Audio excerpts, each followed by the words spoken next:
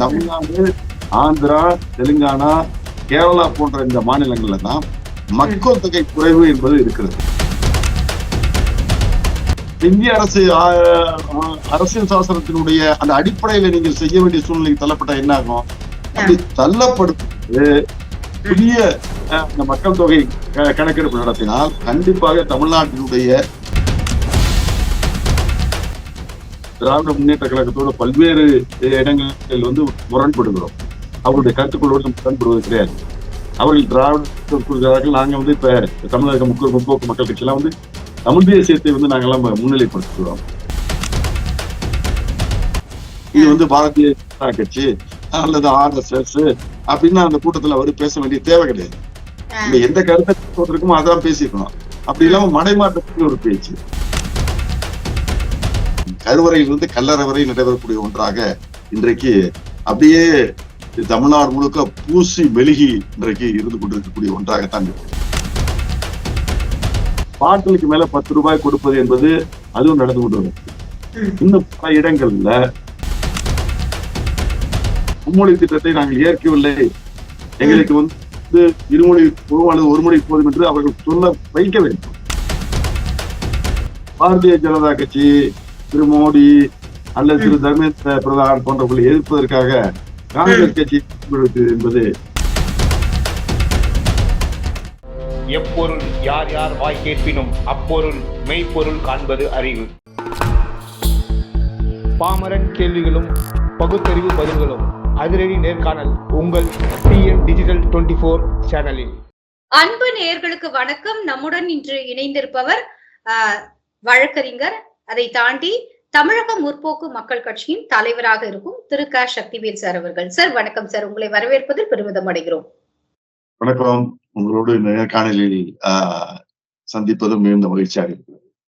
Sir, அனைத்து கட்சி கூட்டம் வெளியில இருந்து நிறைய மீடியாக்கள், ஊடகங்கள் செய்தி கொடுக்கறாங்க, எல்லாம் பண்றாங்க.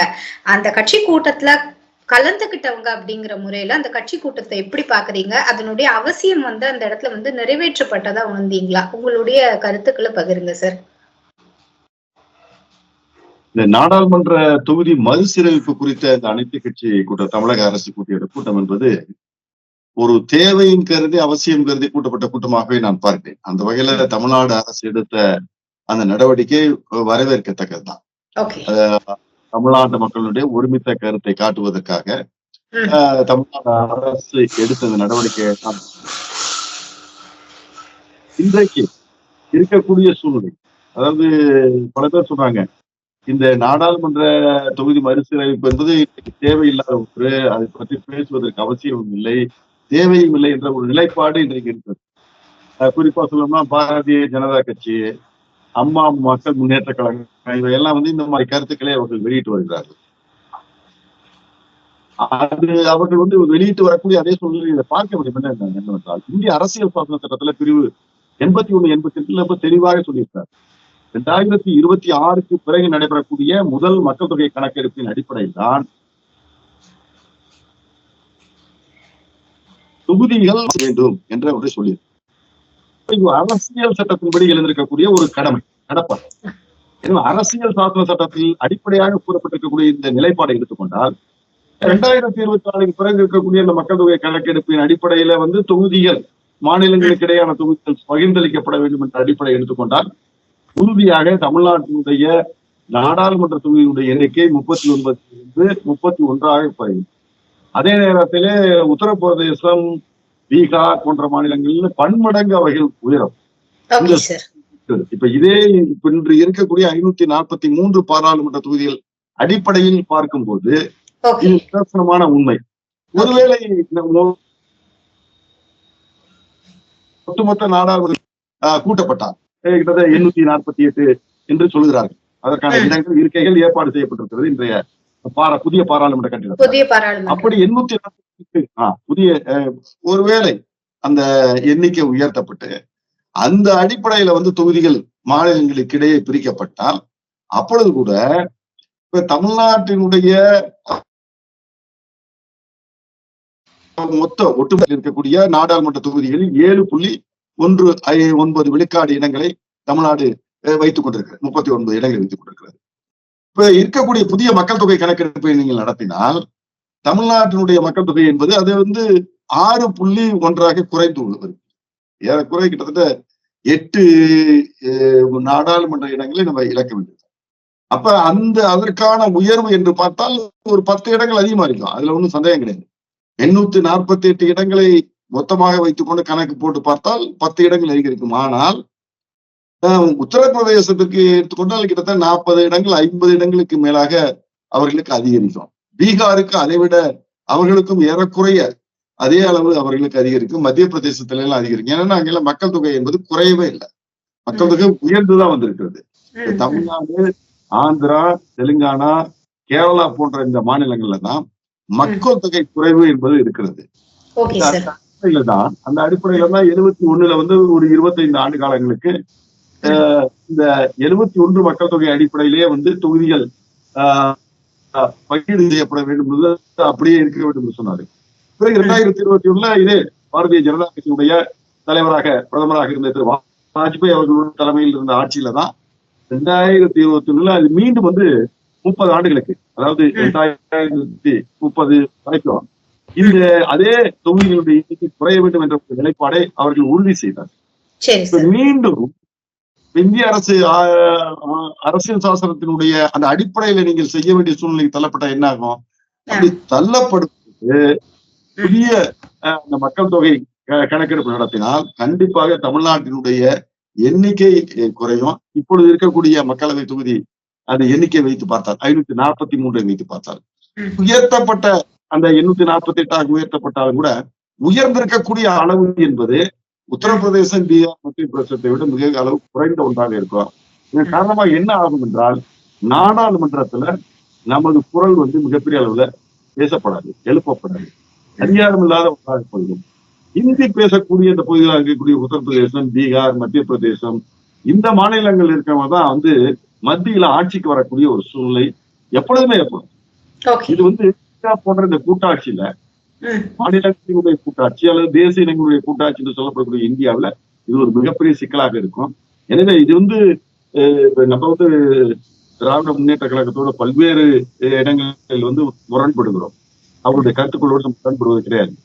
அவர்கள் திராவிடம் சொல்கிறார்கள், நாங்க இப்ப தமிழக முற்போக்கு மக்கள் கட்சி எல்லாம் தமிழ் தேசியத்தை நாங்கெல்லாம் முன்னிலைப்படுத்துகிறோம். அவர்கள் சொல்லக்கூடிய ஆட்சி அமைப்பு என்பது மிகவும் தவறான ஒன்றாக இருக்கிறது. ஊழலுக்கு எதிரான ஒரு நேர்மையான பாதையை கடைபிடிக்க வேண்டும் நம்ம சொல்கிறோம். ஊழலிலேயே அவங்க முக்கிய எழுதக்கூடியவர்களாக அவர்கள் இருக்கிறார்கள். எனவே இப்படி ஒரு பக்கம் திராவிட முன்னேற்ற கழகத்தை எதிர்த்து இருந்தாலும் கூட இந்த நடவடிக்கை என்பது ஒட்டுமொத்த தமிழ்நாட்டிற்கே தேவையான ஒன்றாக இருக்கக்கூடிய காரணத்தினால தமிழ்நாடு அரசுக்கு இந்த எடுத்த நடவடிக்கையை நம்ம வரவேற்கும். சார், அதாவது நீங்க என்ன சொல்றீங்கன்னா, இது எங்களுக்கும் அவங்களுக்கும் சித்தாந்த ரீதியாக சில வேறுபாடுகள் இருந்தாலுமே கூட அவர்கள் எடுத்த இந்த நடவடிக்கை, அதாவது தமிழக மக்களின் நலன் குறித்து அதை மேம்படுத்துவதற்காக எடுத்த இந்த நடவடிக்கையை நாங்க வரவேற்கிறோம் அப்படின்னு சொல்றீங்க உங்க கட்சி சார்பாக. எங்களால புரிந்து கொள்ள முடிகிறது சார். சார், ஆனா எனக்கு ஒரு டவுட்னா சார், இன்னும் அது சொல்லுவாங்க, இந்த குழந்தை பிறக்கலையா அது பேரு அப்படின்னு சொல்லுவாங்க, ஒரு பழமொழி ஒண்ணு சொல்லுவாங்க. அந்த மாதிரி இன்னும் டீலிமிட்டேஷன்ஸ்க்கான ஒரு முன்னேற்பாடு நடக்கல, சென்சஸ் எடுக்கல. ஆனாலும் நீங்க ஏன் திடீர்னு 30 வருஷத்துக்கு அதை உயர்த்தக்கூடாது, ஏத்தக்கூடாது, இறக்கக்கூடாதுன்னு சொல்றீங்க, கோரிக்கை வைக்கிறீங்க? இப்ப இப்பொழுது இருக்கக்கூடியது 2011ஆம் ஆண்டு மக்கள் தொகை கணக்கெடுப்பு தான் கடைசியா எடுக்கப்பட்டது. ஆமா சார், 21 கொரோனா எடுக்கல. 2021 மக்கள் தொகை கணக்கெடுப்பு எடுத்துக்கணும். கொரோனா காலமா இருந்ததுனால 2021 மக்கள் தொகை கணக்கெடுப்பு எடுக்கப்படல. இந்திய அரசியல் சாசன சட்டத்துல என்ன சொல்லி இருக்கிறது? 2026க்கு பிறகு எடுக்கக்கூடிய முதல் மக்கள் தொகை கணக்கெடுப்பு. இப்ப 2025 விரும்புகிறீர்களோ இல்லையோ 2026ல எடுக்கக்கூடிய முதல் மக்கள் தொகை கணக்கெடுப்பு என்பது இப்பொழுது துவங்கினாலும் கூட அது முதல் கணக்கெடுப்பு தான். மக்கள் தொகை அப்படி எடுக்கப்பட்டாலே உறுதியாக குறையும். அப்ப மக்கள் தொகையினுடைய நாடாளுமன்ற தொகுதியினுடைய எண்ணிக்கைகள் உறுதியாக குறையும். எனவே இதற்கான தேவை இப்பொழுது இல்லை என்று நம்ம உறுதியா சொல்லவே முடியாது. ஏன்னா இந்திய அரசியல் சாசன சட்டத்துல இருக்கிறத நீங்க நம்ம குரல் எழுப்பவில்லை, எதிர்க்கவில்லை, அப்படியே இருக்கட்டும் என்று விட்டுவிட்டால் அடுத்த ஆண்டே மக்கள் தொகை கணக்கெடுப்பு எடுக்கப்பட்டு நாடாளுமன்ற தொகுதியினுடைய எண்ணிக்கை உறுதியாக குறைக்கப்படக்கூடிய ஒரு சூழ்நிலை நம்ம மறுக்க முடியும். தேவை இருக்கக்கூடிய காரணத்தினால சொல்கிறோம். நீங்க கூட அந்த கூட்டத்தை பத்திய ஒரு செய்தியை நீங்க கேட்டீங்க. கூட்டம் கூட்டத்தை வந்து கூட்டம் கூட்டப்பட்ட அந்த நிகழ்வை நம்ம வரவேற்கிறோம். அதன்போல தமிழக முதல்வர் அவர்கள் முதலிலிருந்து கடைசி வரை காலை 10 ம், மணியிலிருந்து இறுதியாக மதியம் 1 மணி 45 நிமிடம் வரைக்கும் அவர் இருந்தார். எல்லோரையும் பேசுவதற்கு அனுமதித்தார். ம், அதெல்லாம் வந்து நம்ம வரவேற்கிறோம். அதுல வந்து ம், அவர் எல்லோருக்கும் நடத்திய அவர்கள் விதம் வந்து பாராட்டுக்குரியவர். ஆனால் ம். ஏறக்குறைய 59 அமைப்புகள் கட்சிகளை அமைப்புகளை அழைத்திருந்தார். இதுல ஆ, பாத்தீங்கன்னா 35க்கு மேற்பட்டவை ம், ஆன்மீக கட்சிகள், இல்லைன்னா மதவாத கட்சிகள். ஆ, திராவிட கழகம் போன்ற அரசியல் கட்சியே இல்லாதவெல்லாம் வந்து அந்த இல்லாத அமைப்புகள்லாம் அந்த நிகழ்ச்சியில கலந்து கொண்டார்கள். ஆ, இது புரியுது சார். கழகங்கள் வந்து கலந்துக்கிட்டாங்கங்கிறீங்க. கட்சிகள் இல்லாம கழகங்களா ஒரு சங்கமா இருக்கிறவங்க எல்லாம் வந்து கலந்துக்கிட்டாங்கன்னு சொல்றீங்க. சமுதாய சங்கங்கள். அரசியல் கட்சி இல்லாத திராவிட கழகம் போன்றவர்கள் கலந்து கொண்டார்கள். அது வந்து ம், ஒன்று. ம், இரண்டு, அப்ப வந்து ஒரு அரசு வந்து பதிவு செய்யப்பட்ட அரசியல் கட்சிகளை வைத்து நாங்க நடத்துறோம் அப்படின்னு சொல்லுவதே தவறாயிருக்கு. ம், பதிவு செய்யப்படாத அரசியல் கட்சிகள் இல்லாத திராவிட கழகம் போன்றவர்களை நீங்க அழைத்து நடத்துனீங்கன்னா, ம், அப்ப நீங்க வச்சுக்க அடிப்படை தவறா போயிடுது. ம், உங்களுக்கு சில பேர் நீ அழைச்சு அந்த கூட்டத்துல வைத்துக் கொண்டிருப்பது போல இருக்குது. அது ம், தவறான ம், முன்னுதாரணம். ஏன்னா ம், அரசு என்பது ம், சட்டத்தின்படி ஆட்சி நடத்தும். ம், சட்டத்தின்படி ஆட்சி என்றால் ஒரே சம சீரான ஒரு ஆட்சி ம், இருக்கணும். இப்ப ம், நீங்க வந்து தமிழ்நாடு அரசு அழைத்தது யாரை வச்சீங்க? அரசியல் கட்சிகள் தான் அழைச்சீங்க. ஆனா ம். அரசியல் கட்சி இல்லாதவங்களை ஏன் அழைச்சீங்க? இது தவறான நடவடிக்கை. ஓகே ஏன் சார். இந்த நான் சொன்னது மாதிரி 59 அமைப்புகளை பாத்தீங்கன்னா பெரும்பான்மையான அரசியல் கட்சிகள், பதிவு செய்யப்பட்ட அரசியல் கட்சிகள் கூட ம், ஆதி வந்து கிட்டத்தட்ட 30-35க்கு மேற்பட்டவை ம், ஜாதிய கட்சிகள், இல்லைன்னா மதவாத கட்சிகள். ம், இவர்கள் தான் எங்க ஒரு அரசியல் கட்சி கூட்டத்துக்கு வந்திருக்கோமா, இல்ல ஒரு ம், ஜாதி கட்சி கூட்டத்துக்கு வந்திருக்கோமா, மதவாத கட்சிக்கு மதவாத இடத்துக்கு வந்துட்டோமாங்கிற சந்தேகத்தின் ஏற்படக்கூடிய வகையில தான் இந்த ம். அனைத்து கட்சி கூட்டம் நடைபெற்றது. ஓகே இவையெல்லாம் சார். தவிர்த்திருக்கலாம். தமிழ்நாடு அரசு தவிர்த்திருக்கலாம். அப்படி ம். தவிர்த்தால் இன்னும் சிறப்பான முறையில வந்து, ஏனென்றால் இந்த இந்த மதவாத கூட்டத்துக்கான நோக்கம் வந்து நிறைவேறி இருக்கும். அப்படி எடுத்துக்கலாமா சார்? 100 விழுக்காடு நீங்க சொல்றது உண்மை. ஏனென்றால் அந்த அமைப்பு இல்லாத திராவிட கழகம் போன்றவர்கள் வந்து இத வேறு திசை மாற்ற மடை மாற்றக்கூடிய வகையில தான் அவருடைய பேச்சு இருந்துச்சு. இது ம், வந்து பாரதிய ஜனதா கட்சி அல்லது RSS அப்படின்னு அந்த கூட்டத்துல அவர் பேச வேண்டிய தேவை கிடையாது. ஆ, இந்த எந்த கருத்தை பேசுவதற்குமோ அதான் பேசியிருக்கணும். அப்படி ம், இல்லாம மடைமாற்றக்கூடிய ஒரு பேச்சு. அதே சரி. மாதிரி இந்த மதவாத கட்சிகள், ஜாதியவாத கட்சிகள்லாம் முதல்வர் என்ன எடுக்கிறார்களோ நாங்கள் அதை வழிமொழிகிறோம். அவருக்கு ம், அந்த அவங்க புகழ்ந்து உயர்த்தி பேசியதுதான் அவங்க முழுக்க முழுக்க அவர்கள் செய்து கொண்டிருந்தார்கள். சரி சார். இதெல்லாம் தேவையில்லாம ஒரு ஒரு அருமையான தேவையான கருத்துக்களை உள்வாங்கி நடைபெறக்கூடிய ஒரு கூட்டமாக நடத்தி ம், இருக்கலாம் என்பது என்னுடைய கருத்து. சரி சார். சார், ஒரு மிகப்பெரிய விஷயம். பொதுவாகவே இந்த ரெய்ட் அப்படின்னாலே அது என்ன பார்க்கப்படுதுன்னா, ஒரு மத்திய அரசோட பழிவாங்கும் நடவடிக்கை அப்படிதான் எல்லா கட்சி, ஆளும் கட்சி, எதிர்கட்சியாலெல்லாம் எல்லா சுத்தி இருக்கிற விமர்சிக்கப்படுது. விமர்சிக்கப்படுது. அப்படி இருக்கும்போது எந்த இடத்துலயுமே நடக்காத முறையாக இந்த ஆட்சி வந்த பிறகு 2021க்கு பிறகு தலைமைச் செயலகத்தில் ரெய்டு நம்ம பார்த்தோம். தொடர்ந்து அமைச்சர் செந்தில் பாலாஜி அவரினுடைய கைது, அது சம்பந்தமாக நிறைய இடங்கள்ல ரைடு. இப்ப திரும்பி பாத்தீங்கன்னா அவர் வகிக்கும் டாஸ்மாக் துறையில் ஒரு அரசு, தமிழக அரசின் மாநில அரசின் ஒரு துறையில அதனுடைய ஆபீஸ்ல போய் மத்திய அரசு ரைடு எடுக்கிறாங்க. இது எல்லா சாமானியருக்குமே ஒரு சந்தேகத்தையும் கேள்வியையும் எழுப்புது. இது வந்து பழிவாங்கும் நடவடிக்கை அப்படின்னு பார்க்கப்பட்டா கூட தமிழக அரசு முன் வந்து ஒரு விளக்கம் கொடுத்திருக்கணும். ஏன்னா ஆனா உன்னாலாவே இவங்க மத்திய அரசு சொல்லும் போது இவங்க இந்த இடத்துல பேசாம ஒரு மௌனம் காக்குறாங்க. இந்த மௌனம் எதற்கான அறிகுறி? அதாவது இப்ப தலைமைச் செயலகத்துல வந்து மத்திய அரசினுடைய சோதனை என்பது முதல் முறை கிடையாது. ம், அனைத்து இந்திய அண்ணா திராவிட முன்னேற்ற கழகத்துடைய ஆட்சியிலேயே வந்து தலைமைச் செயலகத்துல வந்து சோதனை நடத்தப்பட்டது. மத்திய ம், அரசினுடைய அமலாக்கத்துறை, வருமான வரித்துறையினால் சோதனை நடத்தப்பட்டது. இது முதல் ம். முறை கிடையாது. ஓகே. இப்ப தமிழ்நாட்டுல திராவிட முன்னேற்ற கழக ஆட்சி ஏற்பட்ட பிறகு தலைமைச் செயலகத்தில் நடைபெற்றது 2வது முறையான ஒரு சோதனை. அத்தகைய சோதனை. எனவே தமிழ்நாடு பொறுத்தவரை திமுக ஆண்டாலும் சரி, அதிமுக ஆண்டாலும் சரி, இதெல்லாம் ஒரு சகஜமான ஒன்றாக இன்றைக்கு நிகழ்வா கடந்து போகணும். நிகழ்வாக இன்று கடந்து கொண்டிருக்கிறது. இன்றைக்கு ஊழல் என்பது இன்றைக்கு தமிழ்நாட்டுல வந்து பாத்தீங்கன்னா பரிபூர்ணமாக கல்லறையிலிருந்து அதாவது கருவறையிலிருந்து கல்லறை வரை நடைபெறக்கூடிய ஒன்றாக இன்றைக்கு அப்படியே தமிழ்நாடு முழுக்க பூசி மெழுகி இன்றைக்கு இருந்து கொண்டிருக்கக்கூடிய ஒன்றாகத்தான் இருக்கிறது. எனவே இங்க ஊழல் செய்யக்கூடிய அந்த செயல்கள், அதற்காக தடுப்பதற்கான நடவடிக்கைகள் என்பதை பற்றியெல்லாம் யாருமே இங்க கவலைப்படவில்லை. ஏனென்றால் ஊழல் அடிப்படையில் இங்கே தமிழ்நாட்டில தேர்தல்கள் நடைபெறுவது இல்லை என்பதை அவர்கள் உணர்ந்திருக்கக்கூடிய காரணத்தினால இதை அவர்கள் ஒரு பொருட்டாகவே அவர்கள் கருதவில்லை என்பது போலதான் தெரிகிறது. ஏன் தமிழ்நாடு அரசு மிகப்பெரிய அளவில் இன்றைக்கு டாஸ்மாக் தலைமைச் செயலகத்துல, அதுபோல டாஸ்மாக் பல்வேறு அலுவலகங்கள்ல, டாஸ்மாக் தொடர்புடைய அந்த சாராய ஆலை அதிபர்கள்ட்ட நடைபெற்ற அந்த சோதனை குறித்து தமிழ்நாடு அரசு ஏன் வாய்மூடி மௌனியா இருக்கிறது? ஏன் எந்த கருத்து சொல்லவில்லை என்று நீங்க சொல்றீர்கள்? எப்படி அவர்களால இதுல சொல்ல முடியும்? இது இன்றைக்கு நேற்று ஏற்படவில்லை. அதாவது ஒரு புகை மூட்டமாக இருந்த ஒன்று இன்றைக்கு வெளிப்படுத்தப்பட்டிருக்கிறது. அவ்வளவுதான். இதற்கு முன்பு எல்லா டாஸ்மாக் அந்த கடைகளிலும் ஒரு பாக்கெட்டுக்கு மேல 10 ரூபாய் வைத்து வாங்குகிறார்கள், அதிக விலைக்கு விற்கிறார்கள் என்று உயர்நீதிமன்றத்திலேயே வழக்கு தொடரப்பட்டது. அப்படி அந்த உயர்நீதிமன்றம் தொடரப்பட்ட வழக்குல உயர்நீதிமன்றம் சொல்லியது, நீங்கள் இதையே கணினி மயமாக்க கூடாது, ஏன் பண வசூலை நீங்க இந்த வங்கி பரிவர்த்தனைகள் மூலமாக மாற்றி அமைக்க கூடாது, அதுக்கு ஒரு பார்கோட் வைக்க கூடாதுன்னு கூட கிட்டத்தட்ட எவ்வளவோ முறை கேள்வி கேட்டிருக்காங்க சார். 56 முறைக்கு மேல அவங்க இன்சிஸ்ட் பண்ணிருக்காங்க, ஏன் பார்கோட் நீங்க வைக்க வேண்டாம். அதே போல இந்த டாஸ்மாக் நடைபெறக்கூடிய அந்த ஊழல்கள் பத்தி, அந்த டாஸ்மாக் பார்கள் அளிக்கப்படக்கூடிய கடையில் நடத்தப்படக்கூடியது, கடைகள்ல அளந்து ஊத்தக்கூடியது, விதிகள் முறைகளுக்கு முறாப்பது, இதை பற்றி பல்வேறு விதமான வகையில் தொடர்ந்து மக்கள் பேசி வருகிறார்கள். இதெல்லாம் புதிய முதல்வே கிடையாது.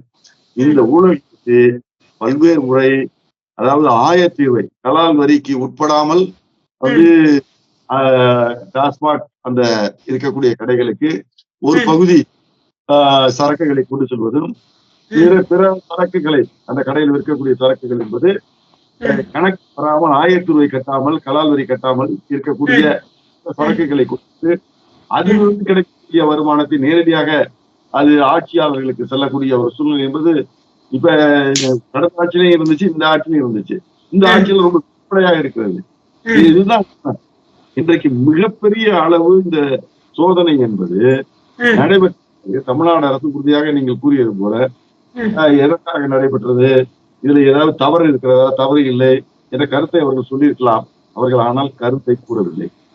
மாறாக இது மத்திய அரசு இந்த நாடாளுமன்ற தொகுதி மறுசீரமைப்பு பிரச்சனை, அது மாதிரி மும்மொழி இந்தி திணிப்பு பிரச்சனை, இதெல்லாம் திசை திருப்பதற்காக செய்யப்படக்கூடிய நடவடிக்கை என்று சில திராவிட முன்னேற்ற கழக அந்த ஆட்சியாளர்களை சேர்ந்த ஊடகங்கள்லாம் செய்தி பரப்பிக் கொண்டிருக்கு.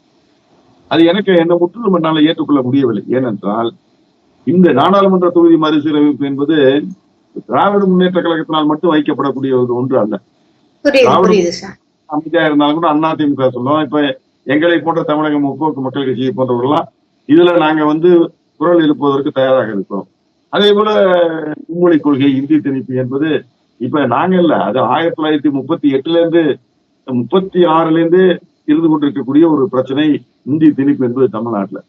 இவையெல்லாம் திசை திருப்பக்கூடிய நடவடிக்கைகள்லாம் மத்திய அரசும் பார்க்க மட்டும் நான் நம்பவில்லை. இதை கொண்டு நம்ம திசை திருப்பலாம், இந்த நாடாளுமன்ற மறுசீரமைப்பு அல்லது மும்மொழி கொள்கைகளை திசை திருப்பதற்கு பயன்படுத்தப்படும் என்று மத்திய அரசு நினைத்து இந்த டாஸ்மாக் ரேட்டை நடத்தி இருக்கும் என்பதை என்னால உறுதியாக ஏற்றுக்கொள்ள முடியாது. இது திராவிட முன்னேற்ற கழகம் திட்டமிட்டு என்ன சொல்கிறார்கள், இல்ல இதை திசை திருப்பதற்காக அவர்கள் நடத்தக்கூடிய நாடகம் என்று அவர்கள் தான் திசை திருப்புகிறார்கள். இல்ல, உண்மையிலே நடந்தது மத்திய அரசு இதை செய்திருப்பதை நம்ம வரவேற்க வேண்டும். அதுல எந்த வித மாற்றம் கிடையாது.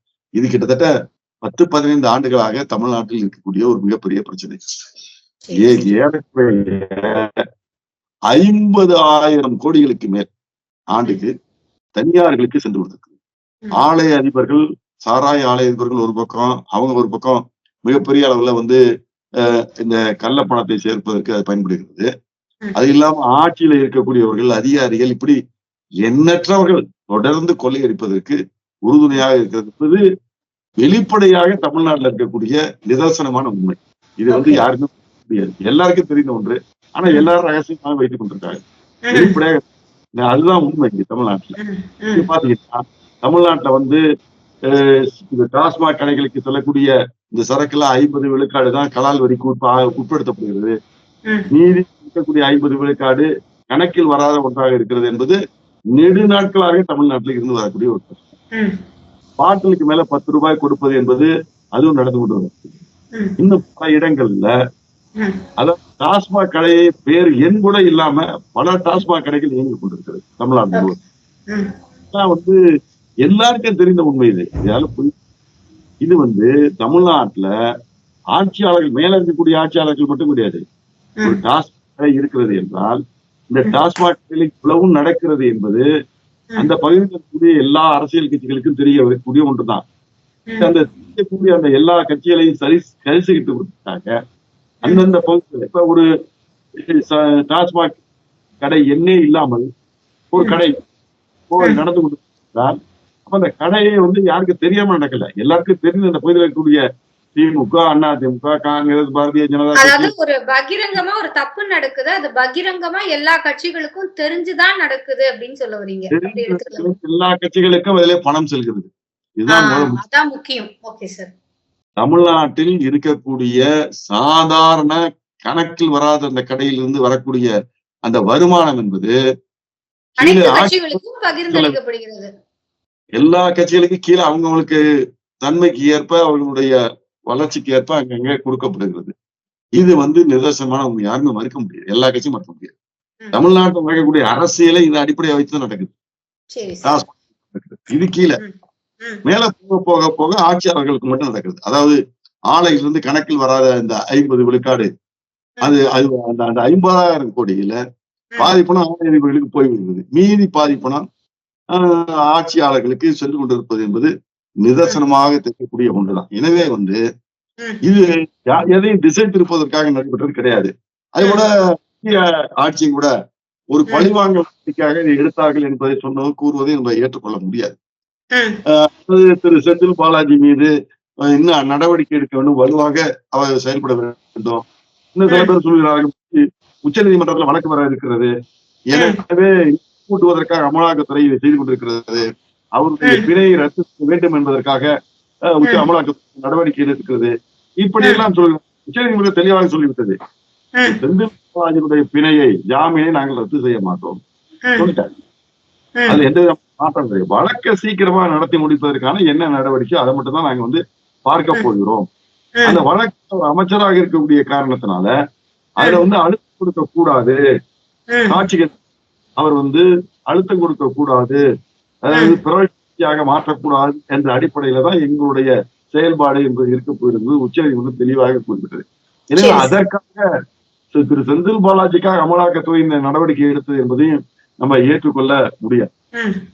உண்மையான ஒரு தேவையான ஒரு நடவடிக்கை அமலாக்கத்துறை, அதாவது மத்திய அரசு சரியான நேரத்தில் உரிய முறையில இதை எடுத்திருக்கிறது என்பதுதான் நம்ம பார்க்கணும். ஊழலற்ற தமிழகத்தை அதே குறிப்பா இந்த மாதிரி சேத்துலயே பணத்தை எடுக்கக்கூடிய ஒரு மாநிலத்துல இதை வந்து நம்ம கண்டிப்பா உறுதியாக இது வந்து நீங்க பாத்தீங்கன்னா கெஜ்ரிவால் ஆம் ஆத்மி கட்சியினுடைய அந்த ஊழல் பாருங்க, அது கூட 150 கோடி 200 கோடி தான் பெரிய அளவு. மத்திய பிரதேசத்துல நடைபெற்ற அந்த இதே மாதிரிதான் இந்த சாராய ஊழல் என்பது அதுல கூட அமலாக்கத்தை இப்பொழுது நடவடிக்கை எடுத்து வருகிறது. அது கூட ஒரு சிறிய அளவுதான். ஆனால் இது நாட்டில் நடைபெற்று வருவது மிகப்பெரிய ஊழல். இந்த ஊழல் வந்து முற்றுப்புள்ளி வைத்தால்தான் தமிழ்நாட்டில் அரசியல் எளிமையாக்கப்படும். ஏனென்றால் இதில் வரக்கூடிய பணத்தை வைத்துதான் வாக்காளர் பணளிப்பது, அரசியலில் வந்து மிகப்பெரிய வந்து அரசியல் கட்சிகள் நடத்தக்கூடிய அந்த கூட்டங்கள் அவையெல்லாம் வந்து மிகப்பெரிய செலவுல நடத்தப்படுவது, இவையெல்லாம் அடிப்படையா இருப்பது இன்றைக்கு டாஸ்மாக் பணம் தான். இதை வைக்கப்பட்டால்தான் அரசியல் எளிமையாக்கப்படும், சாதாரண ஏழை எளிய மக்கள் அரசியலில் ஈடுபட முடியும். அதற்காக உருவாக்கி உள்ளது அமலாக்கத்துறை என்று நான் பார்க்கிறேன். சார், இறுதியாக உங்ககிட்ட ஒரே ஒரு கேள்வி சார். நம்ம நேற்றே பார்த்தோம். திரு தர்மேந்திர பிரதான், மத்திய அமைச்சர் தர்மேந்திர பிரதான் அவர்கள் ஒரு வார்த்தை சொல்றாரு. இங்க தமிழக எம்பிக்கள் நாகரிகமற்றவர்கள் அந்த மாதிரி பேச அந்த ஹிந்தில இருந்து அப்படியே ஃபுல் டிரான்ஸ்கிரிப்ஷன் ஆஃப் தமிழ் ஏதோ ஒரு குழப்பமாகி அது தமிழக மக்கள் அப்படிங்கிற மாதிரியும், அதற்காக தொடர்ந்து 40 எம்பிக்களும் தங்களால் முடிந்தவரை தமிழகத்திற்கான குரலை இங்க களத்துல இருந்து மக்களோட மக்களா பதிவு செய்யலனாலும் பார்லிமெண்ட்ல பதிவு செஞ்சதை நம்ம பார்க்க முடிஞ்சது. இதுல ஒரு ஆச்சரியமான விஷயம் என்னன்னா, இன்றைக்கு அதை தொடர்ந்த விவாதத்துல காங்கிரஸ் தலைவர் திரு மல்லிகார்ஜுன கார்கே அவர்கள் என்ன சொல்றாருன்னா, தர்மேந்திர பிரதான் அவர்கள் தமிழக எம்பிக்களை தாண்டி தமிழக மக்களை நாகரிகமற்றவர்கள்னு பேசினாங்க, இது ரொம்ப ஏற்றுக்கொள்ளவே முடியாது.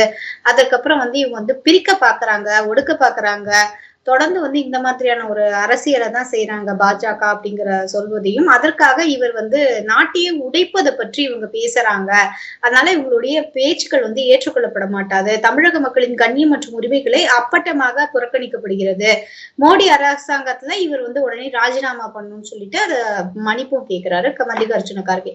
இது எப்படி பாக்குறீங்க சார்? என்ன மாதிரியான விஷயங்கள் நடந்தது?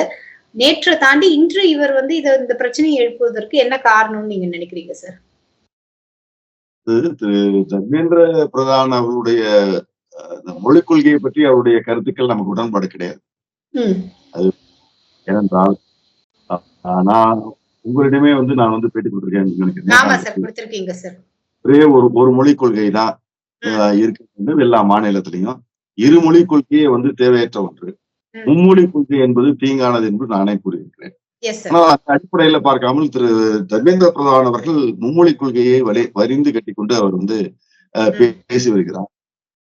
அவர் ஒரு கட்டத்துல வெறுத்து போய் இந்த மும்மொழி கொள்கையை ஏற்றுக்கொள்ளவில்லை என்றால் சூழ்நிலையில சந்திக்க வேண்டும் போல பேசியதெல்லாம் உண்மைதான், அதெல்லாம் மறுக்க முடியாது.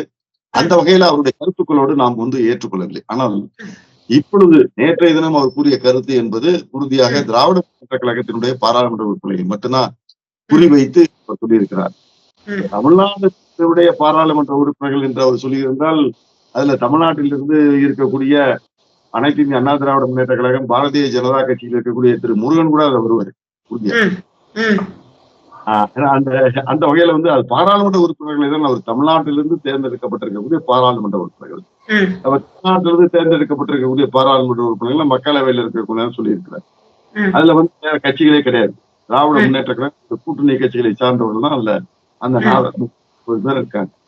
அப்படி இருக்கும்போது உறுதியாக தர்மேந்திர பிரதான் அவர்கள் குறிப்பிட்டது திராவிட முன்னேற்ற கழகத்தினுடைய பாராளுமன்ற உறுப்பினரை பற்றி தான். அதுல எந்த விதமான மாற்றமும் கிடையாது. ஏனென்றால் அவரது PM ஸ்ரீ திட்டத்துல முதல்ல சேர வந்துவிட்டு பின்பு பின்வாங்கி விட்டார்கள் என்பதை அவர் கூறும்போதுதான் இன்றைக்கு ஒரு சொல்லாடல் அங்கே வருகிறது. அடுத்து விட்டார் முதலமைச்சர், சூப்பர் சிஎம் அப்படிங்கிற அந்த ஒரு வேர்டு வருது சார் அந்த இடத்துல. அவர்கள் தங்களுடைய இசைவை திரித்து விட்டு கடைசி நேரத்துல அவர்கள் அந்த இசைவை வாங்கி விட்டார்கள். எனவே அந்த அடிப்படையில அவர் கூற வரும்போது அவர் வேகத்திலே கூறிவிட்டார் என்பதை தான் நம்ம பார்க்க முடிகிறது. வேற வகையில திரு தர்மேந்திர பிரதான் தமிழ்நாட்டு மக்களை குறிவைத்து சொல்றது, ஒட்டுமொத்தாக அவர் எல்லாரையும் கேவலப்படுத்தி கொச்சைப்படுத்தி என்று சொல்லுவது என்பது நம்ம ஏற்றுக்கொள்ள முடியாது. எனவே தர்மேந்திர பிரதானுக்கும் திராவிட முன்னேற்ற கழகத்துக்கும் கூட்டணி கட்சிகளும் இருக்கக்கூடிய அந்த பிரச்சனை, திராவிட முன்னேற்ற கழகத்தை நம்பிதான் காங்கிரஸ் கட்சி இருக்கிறது. காங்கிரஸ் கட்சியை பொறுத்தவரை அது திராவிட முன்னேற்ற கழகம் என்ன சொல்றதோ அதைத்தான் எடுத்து சொல்ல வேண்டிய அல்லது தொடர்ந்து சொல்ல வேண்டிய ஒரு கட்டாயத்துல அவங்க இருக்கக்கூடிய காரணத்தினால திரு மல்லிகார்ஜுன கார்கே இன்றைக்கு சொல்லி இருப்பது என்பது அவர் திராவிட முன்னேற்ற கழகத்தினுடைய அந்த அழுத்தத்தின் காரணமாக அவர் சொல்லியிருப்பார் என்றுதான் நான் கருதுகிறேன். வேறு திரு காங்கிரஸ் தலைவருடைய அந்த கருத்துக்கு அதற்கு மேலாக நம்ம சென்று பார்க்க வேண்டிய அவசியம் கிடையாது. ஏனென்றால் எப்போதுமே கருத்து சொல்வது என்பது உடனடியாக தெரிவிக்கணும். கழித்து 2 நாள் கழித்து யோசிச்சு அதுக்கு பிறகு கருத்து அவ்வளவு பெரிய சிந்தனைக்கு ஆய்வு உட்படுத்தி சொல்ல வேண்டிய மிகப்பெரிய கருத்தை திரு தர்மேந்திர பிரதான் சொல்லல. திரு மல்லிகார்ஜுன கார்கே நேற்று இந்த கருத்து சொல்லியிருந்தாருன்னா நம்ம ஒருவேளை ஏற்றுக்கொண்டிருக்கலாம். ஆனால் யோசித்து இன்றைக்கு சொல்லி இருப்பது திமுகவுடைய அந்த அடிப்படையின் காரணமாக அவர் சொல்லியிருக்கிறார் என்பதுதான் நம்ம சொல்ல வேண்டும். ஏனென்றால் காங்கிரஸை பொறுத்தவரை அவர்கள் மும்மொழி திட்டத்துல அவங்க தெளிவா இருக்கிறார். திராவிட முன்னேற்ற கழகம் செய்ய வேண்டியது என்ன? தன்னோடு கூட்டணி கட்சியாக இருக்கக்கூடிய காங்கிரஸ் கட்சி முதல்ல இந்த மும்மொழி திட்டத்தை ஏற்கவில்லை சொல்ல வைக்கணும். அதே போல அவருக்கு பொது உடைமை கட்சிகள், கம்யூனிஸ்ட் கட்சி, மார்க்சிஸ்ட், இந்திய கம்யூனிஸ்ட், மார்க்சிஸ்ட் கம்யூனிஸ்ட் கட்சி, இவைகள்லாம் மும்மொழி திட்டத்தை நாங்கள் ஏற்கவில்லை, எங்களுக்கு வந்து இருமொழி அல்லது ஒரு மொழி போதும் என்று அவர்கள் சொல்ல வைக்க வேண்டும். அப்படி அவர் சொல்லவில்லையே. அதாவது இவர் கூட நம்ம பி. சிதம்பரம் கூட காங்கிரஸ் கட்சியிலிருந்து கருத்துக்களை சொன்னாரே தவிர மும்மொழி திட்டம் வேண்டாம் என்று அவர் சொல்லவில்லையே. எனவே திராவிட முன்னேற்ற கழகத்துக்கு பண்ணவரே அப்போதைய பினான்ஸ் மினிஸ்டர் திரு சிதம்பரம் அவர்கள் தான் மும்மொழி கொள்கையை கொண்டு வரணும்னு சொன்னவரே. அவரே வந்து பல்வேறு இந்திய பரப்புவதற்கான பல்வேறு நடவடிக்கைகளை எடுக்க வேண்டும் என்று பரிந்துரைகளை இந்தியா முழுவதும் அனுப்பி வைத்தவர் அவர் தான். உள்துறை அமைச்சராக இருக்கு சிதம்பரம். அதான் நான் சொல்றேன், சிதம்பரம் வந்து அவர் இன்னைக்கு கூட கருத்தை மாற்றிக்கொள்ளவில்லை. மும்மொழி கொள்கை வேண்டாம் என்று அவர் மாற்றிக்கொள்ளவில்லை. மற்ற மாநிலங்கள்ல மும்மொழி கொள்கை கிடையாதுங்க, அங்கெல்லாம் ஒரு மொழி கொள்கை தான் இருக்கு, பேருக்குதான் மும்மொழி கொள்கை இருக்கிறது என்று ஒரு கருத்தை சொல்லி இருக்கிறார். அப்ப தமிழ்நாட்டுக்கு அதே மாதிரி வைங்க என்று சொல்கிறாரா என்று தெரியவில்லை.